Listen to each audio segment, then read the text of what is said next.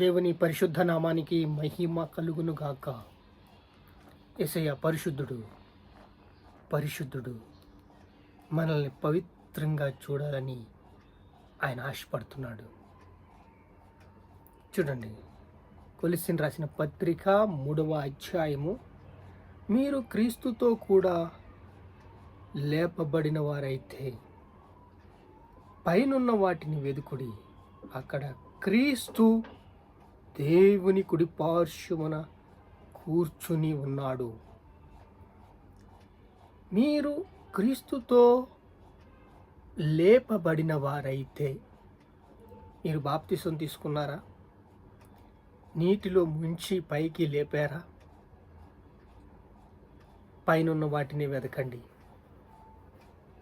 దయచేసి చెప్తున్నాను, ఆయన మహత్యము అమూల్యమైనది. ఆయన ఎవరో మనకి అర్థం కావటం లేదు. సముద్రం గొట్టు నుండి సముద్రము అంచనా వేస్తే అది చాలా తప్పు. మనము ఎంత దుస్థితి, ఎన్ని పరీక్షల్లో మనం ఉన్నామంటే ప్రతి విషయములో దేవుని మర్మాన్ని గ్రహించుకుని జీవించాలి. నిరీక్షణ ఉండాలి. నిరీక్షణతో మనము జీవించాలి. మనం వెనుకున్న వాటిని మరిచి ముందున్న వాటి కొరకు వేగరపడాలి. రోజు శ్రమలుంటాయి. పైనున్న వాటినే వెతకాలి. ఇప్పుడు పైనున్న వాటిని వెతకాలి అంటే మన శ్రమలు, మా శ్రమలు మీకేం తెలుసండి? అంతకన్నా ఎక్కువ శ్రమలు మాకున్నాయండి. మీరు క్రీస్తుతో కూడా లేపబడిన వారితో పైనున్న వాటిని వెతకడి, అక్కడ క్రీస్తు దేవుని కుడిపార్శ్వమున కూర్చుని ఉన్నాడు. పైనున్న వాటి మీదనే గాని భూ సంబంధమైన వాటిని మనస పెట్టుకుడి. ఎలయనగా మీరు మృతి పొందితిరి. జీవించుచున్నానన్న పేరు మాత్రం ఉన్నది, కానీ నీవు మృతుడవే. మీరు చనిపోయారు. ఇప్పుడు మీ స్వారూప్యము దేవునిలో ఉన్నది. దేవుని స్వారూప్యంలో మీరున్నారు. ఆయనతో లేపబడ్డారు. ఆయన శరీరాన్ని తిన్నారు. ఆయన రొట్టెను తిన్నారు. ఆయన శరీరాన్ని త్రాగారు. ఆయన్ని సేవిస్తున్నారు. ఆయన్నే ఊపిరిగా జీర్ణించుకుంటున్నారు.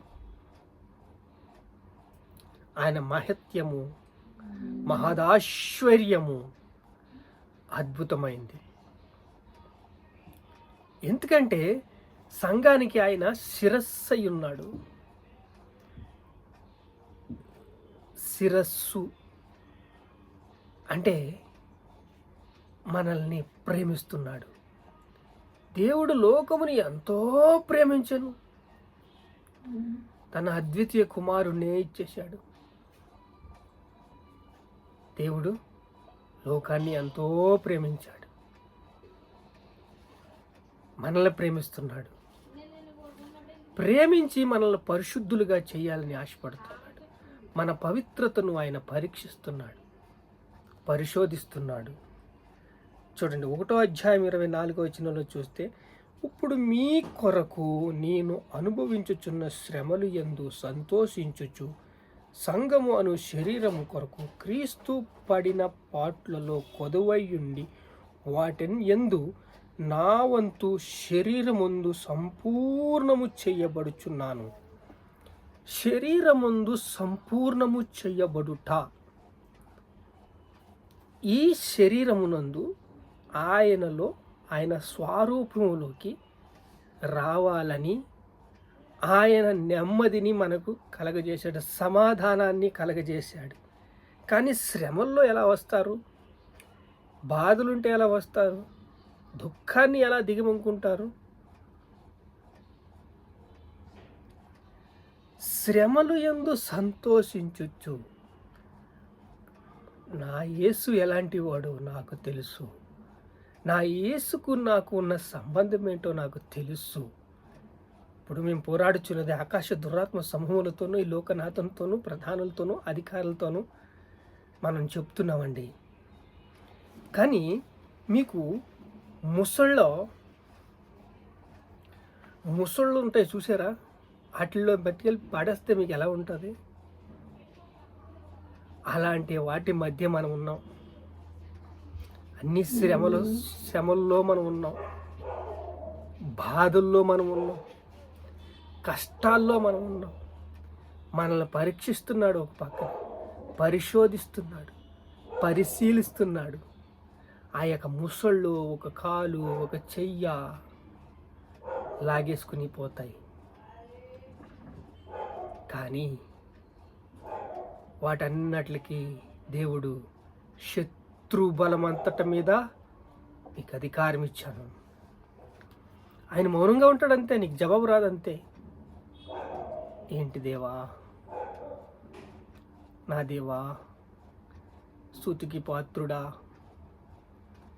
అని ఆయన కరిగించినప్పుడు, ఆయన ఆరాధించినప్పుడు, ఆయన ఘనపరిచినప్పుడు మూవ్ అవుతాడు ఆయన. స్వామి, నీతో స్నేహం చేయాలనుకుంటున్నాను స్వామి, నీతో నడవాలనుకుంటున్నాను స్వామి, నీతో సహవాసము చేయాలనుకుంటున్నాను అని అన్నారనుకో, కరిగిపోతాడండి, మనతో మాట్లాడతాడు. కాదు, నువ్వు నా స్వరూపంలోకి వచ్చేదాకా నేను ఇలాగే ఉండాలనుకుంటున్నాను. ఏంటి ప్రభువా, నీ స్వరూపంలోకి వస్తాను, కానీ కొంచెం నాతో మాట్లాడతావా, నాతో స్నేహం చేస్తావా అని మీరు మాట్లాడినట్లయితే ఆయన దినము మీతో మాట్లాడతాడు. ఆదాము అవ్వతో మాట్లాడదామని ఆయన ఉదయం నిండా కూడా ఆదాము అవ్వతో మాట్లాడాలి ఆశ. చూడండి, దేవుని వాక్యమును అనగా యుగ యుగములలో తరతరములలో మరుగు చెయ్యబడి ఉన్న మర్మమును సంపూర్ణంగా ప్రకటించుటకు మీ నిమిత్తము నాకు అప్పగింపబడిన దేవుని ఏర్పాటు ప్రకారం నేను సంగమునకు పరిచారకుడనైతిని. సంపూర్ణంగా ప్రకటించుటకు, మర్మమంతా సంపూర్ణంగా ప్రకటించుటకు, అన్యజనులకు ఈ మర్మము యొక్క మహదైశ్వర్యము ఎట్టుదో అనగా మీ యందు క్రీస్తు మహిమ నిరీక్షణ అయినను ఇట్టి సంగతి దేవుడు తన పరిశుద్ధులకు తెలియపరచుకోటకు ఈ మర్మము వారికి బయలుపరిచెను.